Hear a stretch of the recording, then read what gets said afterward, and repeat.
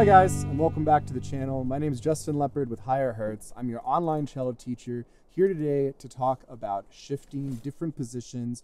You're going to have to need them to get around the cello. You're going to need to know how to even just shift up a whole step to be able to play the open strings, but with a different fingering. Basically every melody you need to switch where you actually are playing on the cello. Almost nothing is going to be in position. And part of the reason for that is because the cello is in fifths. The hand is really only capable of covering the span of about a third.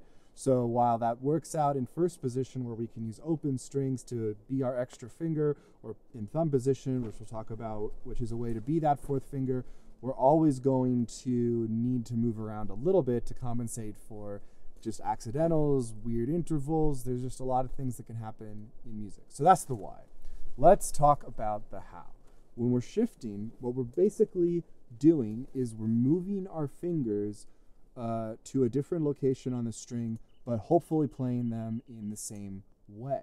So what this means is that when we shift, we're kind of leading with the elbow because we always want our arm to be straight and for the relative angle of the hand to be consistent. There's also a component with the bow. As we move higher up on the cello, the string gets shorter, and so for the bow to be in the same relative position, it has to get closer to the bridge as well. So that's the bow component.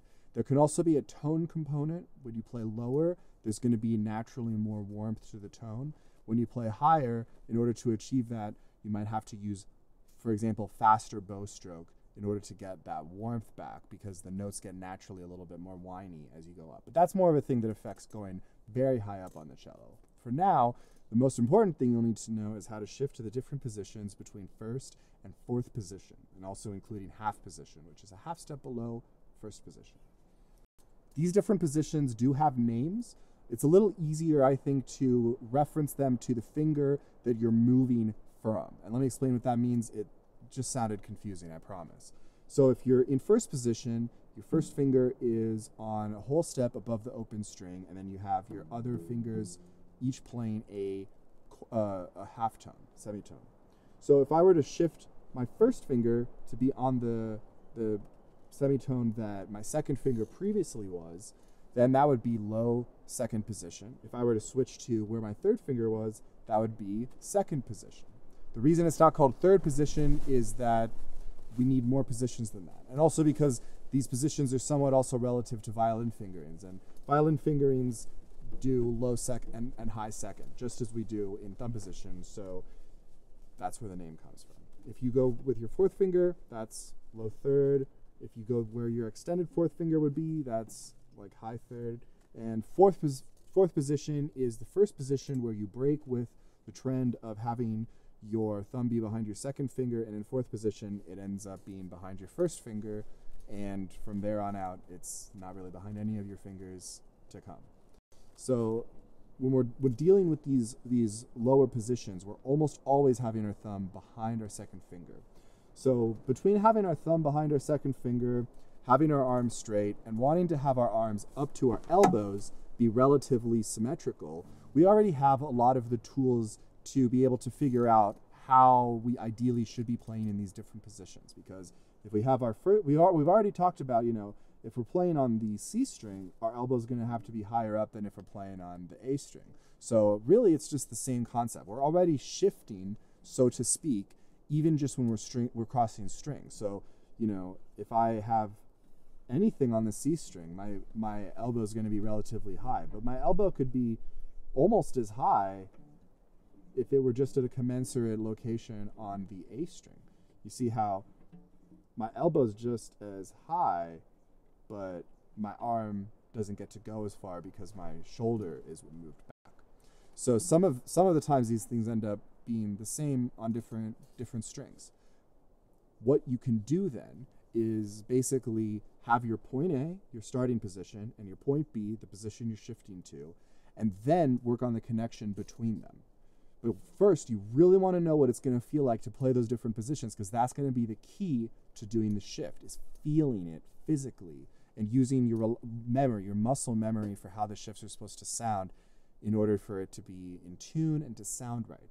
Because it's not just enough to get to the note. did you land on it well matters a lot too, and how audible was the shift how audible the shift was matters. You don't want to always be sliding. You also want to be able to play just the notes back to back, even if the bow is slurred.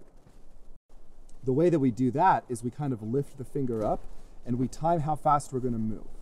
So let's talk about this shift. I think this is a relatively easy shift to do because we have a physical grounding for it that's very strong. In the first hand, we have first position, fourth finger, and in the second, we have fourth position, which for me is like when my hand slams down on the instrument, that's fourth position. Very easy to find, and we're not even changing fingers. So in my opinion, this makes this a relatively easy shift to kind of use as a starting shift. Well, when we're playing a note, we have our finger in the string. And if we didn't, we would get that sort of sound. But that is the amount of weight we want while we're shifting. You see, even if my finger's just touching the string, we can hear finger noise, but we're not hearing like the actual slide of the notes. Like we do when my hand stays in the string. If I lift it, I'm also lifting the bow in the same way. But just as my finger's moving, I relax the pressure on it, and same with the bow. Lift it just a little bit. So you really want to listen for that smooth shift. So this also gives us a good opportunity to talk about, though, what I was saying, point A to point B. So it's generally good to think about your elbow moving first. And this is actually even one of my tricks for doing more intense shifting. So let's say we wanted to shift up an octave.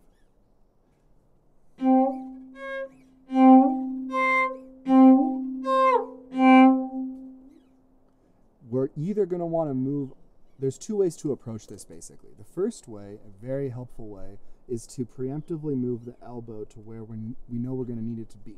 This way the hand can just move nicely into position. And is a relatively reliable way of practicing the shift as long as you've actually spent the time putting the muscle memory into your body for it. The other way to do it, though, it just has a different sound, is to lead with the hand but still know where the elbow is going to come into play. So you want to be able to have it meet up. And you'll hear that one has a little bit less intensity to the actual sound of the shift, which in many ways is preferable. It's kind of like a smoother shift. So back to this more manageable shift, if we lead with the elbow, it's going to be a slightly more strong sound. If we lead with the hand, it's going to be a little bit more of a mellow sound. And these are slight variations, but the important thing to understand is that you're going to have to move your hand and your elbow separately, and you don't have to move them at the same time. Okay? Now, the final thing to talk about before we talk about other shifts involved here and other positions is that timing is important. So subdividing is an important concept in any case. Subdividing is where you hear the individual ticks, ideally like 16th notes, inside the beats you're playing. So if you have 1, 2, 3, 4, you're always 1, 2, 3, 4, 1, 2, 3, 4, 1, 2, 3, 4, 1, 2, 3, 4, 1, 2, 3, 4. Because that is going to give you a rhythmic framework. If you have something coming up in your music that's even faster than that, you want to find a way to subdivide to whatever that fastest thing is that you're. So first we're just going to start by shifting on the beat. 1, 2, 3, 4. Sure, we'll do that like that. 1, 2, 3. Hear that? You can put on a metronome. You want to just start sliding as soon as you get to beat 4. All right, but this isn't a nice way to shift, right? It's a little too slow. So let's make this even faster. Let's shift on the last 8th note. 1 and 2 and 3, and 2 and 3, 1 and 2 and 3. Starting to shift on the last 8th note, and we get there on the next beat. So now let's finally do 16th notes. 1 again, a 2 again, a 3, all right. So it can be a little bit tricky to hear whether you're timing that, but that's going to be really useful because going faster is a little bit less precise. I mean, if you hit the note, it's almost a matter of luck at that point. So what you want instead is to be able to time and calculate. So you saw the little bit circular motion I did with the elbow, just making that a natural motion. So other really common ways that you're going to have to shift are just small half or whole step shifts. For example, maybe you'll need to move to half position, like when we were doing Happy Birthday. Those notes were on half position. So it's really important that you practice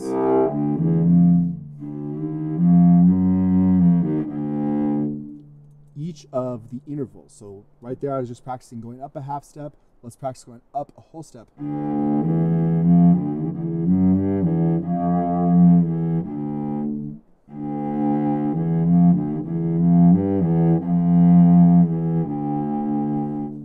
Let's do 4.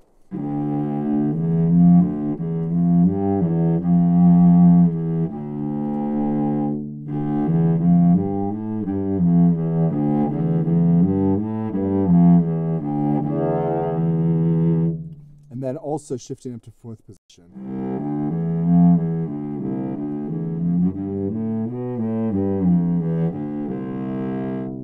You'll just want all of those to be really smooth and nice, because when you're playing different bits of repertoire, these shifts between a half step and, you know, a minor third or a fourth, you're going to have a lot of those shifts. So just practice them systematically, do them on every string, and when you're actually practicing it in the repertoire, go from point A to point B and kind of figure out the coordination between the hands. Get that locked into your muscle memory. Keep practicing it, and you'll be all set.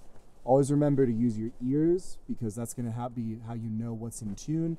And again, remember that these things take time, so don't be too hard on yourself if it's a little tough at first to hear for sure if you're in tune or not. Just keep working on it. Try to keep using references, break it down in different ways, and you'll get there. For more information on how to break things down, watch our video on how to practice cello. Really important video, I think, because if you don't know how to practice, you're not going to be able to learn the things you want to learn, even if you kind of know in theory how to do them. Very important. So anyways, keep watching all our videos for all of our different lessons. Stay subscribed below for higher hertz, for more cello lesson videos. Once again, my name is Justin Leppard. You can find me playing on YouTube as the Vagabond Cellist. And that's all for now. We will see you guys in the next video. Thanks for watching.